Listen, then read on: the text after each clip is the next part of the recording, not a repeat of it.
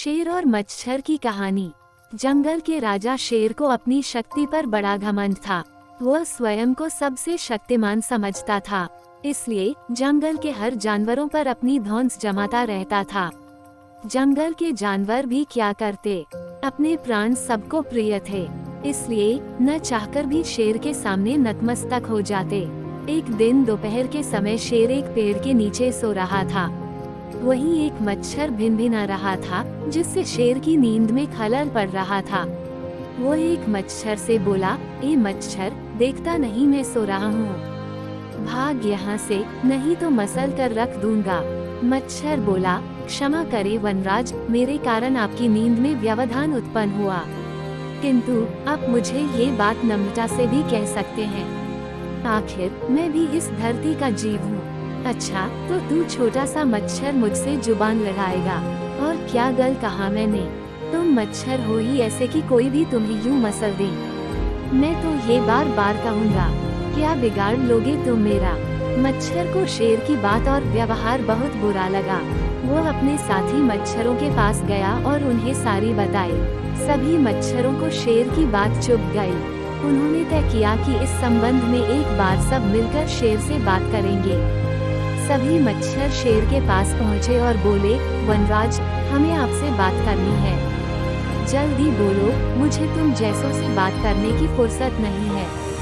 शेर बोला, वनराज, आप होंगे बहुत शक्तिशाली, किंतु इसका अर्थ ये कतई नहीं है कि आप अन्य जीवों और प्राणियों का मजाक उड़ाएं या उन्हें नीचा दिखाएं। मच्छर बोले, मैंने जो कहा सच कहा, मैं सबसे शक्तिशाली हूँ और मुझे कोई हरा नहीं सकता। घमंड में चूर शेर गरजा, ऐसा नहीं है। अगर आप शक्तिशाली हैं, तो हमें भी इतना सामर्थ्य है कि आवश्यकता पड़ने पर हम किसी का भी सामना कर सकते हैं और उसे हरा सकते हैं। हम आपको भी हरा सकते हैं। मच्छर भी चुप न रहे। यह सुनकर शेर हंसते हुए बोला, तुम लोग मुझे हराओगे? तुम लोगों की इतनी हिम्मत कि मेरे सामने आकर ये बात कहो। मेरी शक्ति का अंदाजा नहीं है तुम्हें, अन्यथा ऐसा कभी नहीं कहते।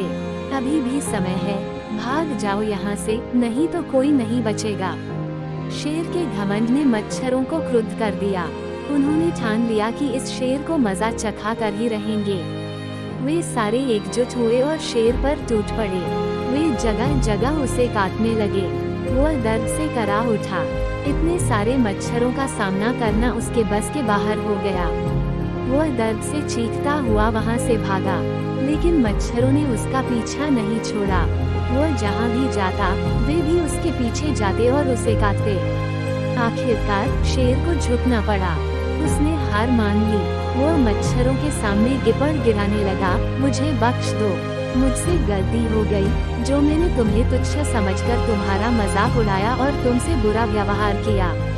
आज तुमने मेरा घमंड तोड़ दिया है, अब मैं कभी किसी को नीचा नहीं दिखाऊंगा। मच्छरों ने शेर को सबक सिखा दिया था, इसलिए उन्होंने उसे काटना बंद कर दिया। वे बोले, घमंडी का घमंड कभी न कभी अवश्य टूटता है। आज तुम्हारा टूटा है, घमंड करना छोड़ दो, अन्यथा एक दिन ये तुम्हें ले डूबेगा। और कभी किसी प्राणी को नीचा मत समझो, हर किसी का अपना सामर्थ्य और शक्ति होती है। शेर तौबा करते हुए वहां से भाग गया। शिक्षा, घमंडी का सिर नीचा।